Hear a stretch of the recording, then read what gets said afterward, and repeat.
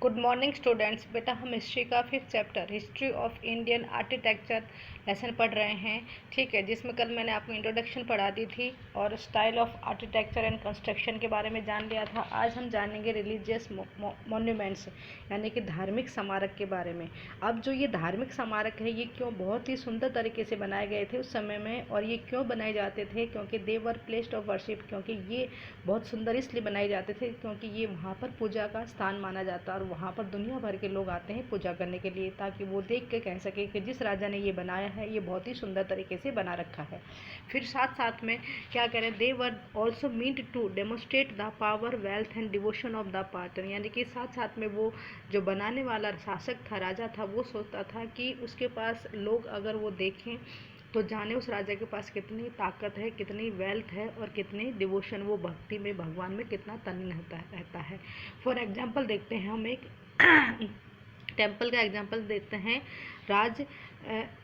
राजा देव का टेम्पल है जो बना रखा है, इसके बारे में दे रखे हैं। ये जो टेम्पल बना हुआ है इसके बारे में राजेश्वर मंदिर है ये। ठीक है, तो ये कहाँ है? The Rajeshwar temple located at Taliparamba in the Kannur district of Kerala, South India के अंदर आता है। अब ये उस समय में इतना ऊंचा टेम्पल किस तरह कैसे बनाया गया था?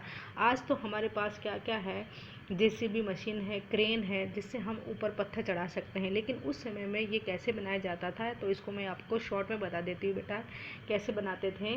तो जो ये मंदिर है उसका उस समय के मंदिरों में सबसे ऊंचा था, ये सबसे ऊंचा मंदिर माना जाता है। इसका निर्माण कार्य आसान नहीं था क्योंकि उन दिनों कोई क्रेन नहीं थी हमारे पास।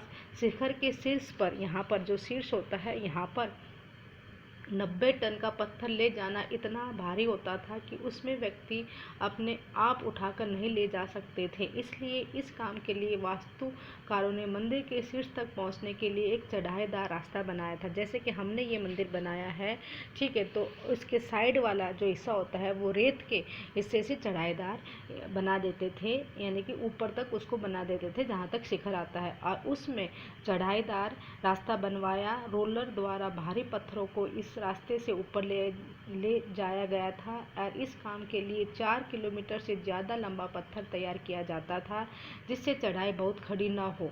मंदिर बन जाने के बाद इस जो चढ़ाई वाला जो रास्ता होता था उसको गिरा दिया जाता था, लेकिन उस क्षेत्र के लोगों ने मंदिर निर्माण के अनुभव को काफ़ी लंबे समय तक याद रखा। आज भी मंदिर के पास के एक गांव को चारू पल्लम कहा जाता है, जिसका शाब्दिक अर्थ है चढ़ाईदार रास्ते का गांव कहा जाता है। ठीक है, अब हम इसके बारे में जानते हैं कि जो मंदिर और मस्जिद का निर्माण बहुत सुंदर तरीके से किया जाता था उसके अंदर, और इसमें जो नेम है ना, जो भगवान के जो नाम दिए जाते हैं, क्या कहते हैं, उपासना के स्थल बहुत अच्छी तरह से बनाए गए हैं। वे अपने संरक्षण की शक्ति, धन, वैभव तथा भक्ति भाव का भी प्रदर्शन करते थे, यानी कि राजा के पास कितना धन है और वो भगवान के ऊपर कितनी भक्ति रखता है उसके बारे में वो दिखावा प्रदर्शन करते थे। उदाहरण के लिए जैसे हम एग्जाम्पल देखें तो राजराजेश्वर मंदिर को लिया जा सकता है। एक अभिलेख में इस बात का संकेत मिलता है कि इस मंदिर का निर्माण राजा राजदेव ने करवाया है। ठीक है, उसमें क्या कह रहे हैं कि जो राजा राजदेव ने जो ये मंदिर का निर्माण करवाया है बेटा, उसमें अपने देवता राजा राजेश्वर की उपासना के हेतु यहाँ पर ये मंदिर का निर्माण करवाया है। और एक बात का और ध्यान रखना, ध्यान दे कि राजा और उसके देवता के नाम क्या है वो काफ़ी मिलता, यानी कि जो राजा का जो देवता होता था वो राजा के नाम से ही जाना जाता था। राजा ने इस तरह का नाम इसलिए रखा क्योंकि यह नाम मंगलकारी होता था और राजा स्वयं को ईश्वर के रूप में देखना चाहता था। ठीक है, धार्मिक अनुष्ठान, धार्मिक क्रिया के जरिए मंदिर में एक देवता दूसरे देवता का सम्मान करता था। ठीक है, यानी राजा भी अपने आप को देवता मानता था और एक तो भगवान है ही। इस तरह से सभी विशालतम, अब इसके बाद में इस बात है, सभी विशालतम जो बड़े बड़े जो मंदिर थे ना निर्माण में राजाओं ने करवाया था। मंदिर के अन्य लघु देवता शासक के सहयोगियों तथा अधीनस्थ के देवी देवता थे। ये मंदिर शासक और उसके सहयोगियों द्वारा शासित विश्व का एक सबसे लघु रूप ही माना जाता है। ठीक है, अब हम टेम्पल्स के बारे में और लार्जेस्ट टेम्पल के बारे में देखेंगे। तो इसमें क्या कह रहे हैं, जो होते थे ना, वो मंदिर का निर्माण अपनी शक्ति, धन, संपदा और ईश्वर के प्रति निष्ठा के प्रदर्शन हेतु करते थे। यानी कि उनके पास कितनी संपत्ति है वो दिखाने के लिए ही मंदिर का निर्माण करते थे। ऐसे में यह बात आश्चर्यजनक नहीं जानी जाती कि जब उन्होंने एक दूसरे के राज्यों पर आक्रमण करते थे, साथ साथ में वो क्या करते थे, एक दूसरे पर अटैक करते थे, राज्यों पर आक्रमण करते थे। और वो क्या करते थे, जो उन्होंने जो मंदिर बनवाए हैं, इमारतों पर निशाना साधते थे। जो मंदिर बनवाए हैं उनको क्या करते थे, तोड़ देते थे और फिर से उनको दोबारा बनवाते थे। 9वीं शताब्दी के आरंभ में जब पांड्य राजा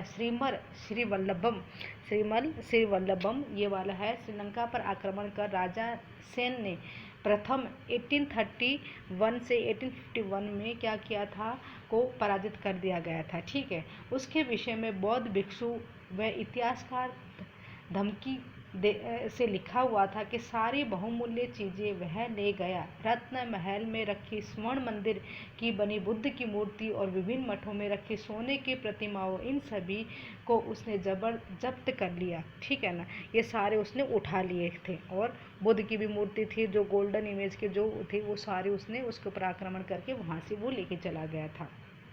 और उसके बाद अगले सिंहली शासन सेन द्वितीय ने अपने सेनापति और पांड्यों की राजधानी मृदुल पर आक्रमण करने का आदेश दिए। बौद्ध इतिहासकार ने लिखा है कि इस अभियान में बुद्ध की स्वर्ण मूर्ति को ढूंढ निकालने तथा वापस लाने हेतु महत्वपूर्ण प्रयास किए गए थे। उसके बाद यहाँ पर है दूसरे पैराग्राफ के बाद में, इस तरह 11वीं शताब्दी के सेंचुरी की प्रारंभ में ही चोल राजा राजेंद्र प्रथम ने अपनी राजधानी में शिव मंदिर का निर्माण करवाया था। उसने पराजित शासकों से जब्त की गई उत्कृष्ट प्रतिमाओं को इसे फिर से ले लिया था, वापस ले लिया। और उनकी अधूरी सूची में निम्न चीज़ें सम्मिलित थी: चालुक्यों से प्राप्त एक सूर्य पीठिका, एक गणेश मूर्ति तथा दुर्गा की कई मूर्तियाँ, पूर्व चालुक्यों से प्राप्त एक नंदी मूर्ति, उड़ीसा के कलिंगों से प्राप्त भैरव तथा भैरवी की एक प्रतिमा तथा बंगाल के पालों से प्राप्त काली मूर्ति भी उन्होंने उनके पास से वापस ले ली थी। अब उसके बाद का ये यहाँ से पैराग्राफ है, ये कल नेक्स्ट वीडियो में पढ़ाएंगे बेटा। Thank you.